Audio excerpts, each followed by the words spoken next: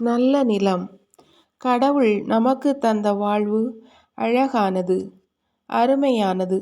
நமது வாழ்வு கடவுளிடமிருந்து நமக்கு கிடைத்த கொடை, அவர் தந்த பரிசு.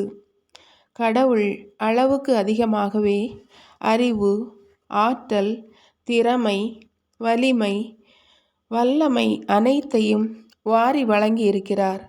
இதிலிருந்து அவரது பேரன்பையும் பேரிரக்கத்தையும் நம்மால் உணரவும் உணர்த்தவும் முடியும் என்பது உண்மை. நம் வாழ்வை கொண்டாட வேண்டும்.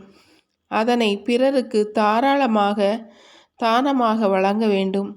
அதற்காகத்தான் கடவுள் அளப்பரிய ஆற்றல்களால் நம்மை நிறைத்திருக்கிறார். நம் ஒவ்வொருவரின் பிறப்பும் அழைப்பும் கடவுளின் மாபெரும் திட்டத்தின் அடிப்படையிலேயே அமைகின்றன என்பதே உண்மை.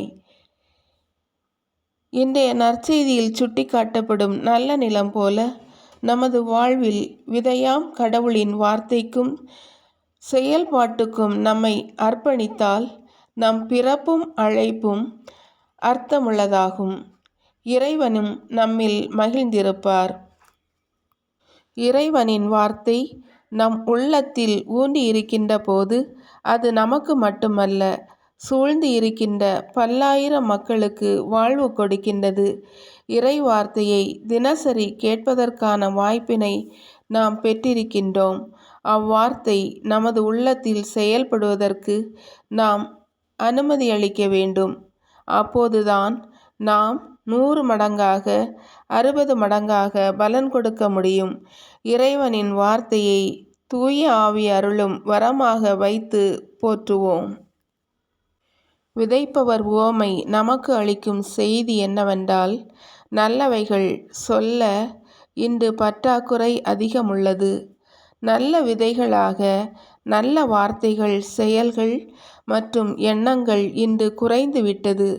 எனவேதான் நம் நல்ல நிலங்களான குழந்தைகள் மனதில் நன்மைத்தனங்களை காண்பது அரிதாகிவிட்டது. சிறு வயதிலேயே அனைத்து விதமான சிந்தனைகளும் செயல்பாடுகளும் அவர்களுக்கு எளிதில் கிடைத்து விடுகிறது.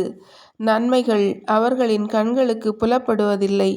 நல்லவைகளை கற்போம், நல்லவைகளை கற்றுத்தருவோம், நல்ல சமூகத்தை உருவாக்கும் நல்ல நிலங்களாக வாழ்வோம்.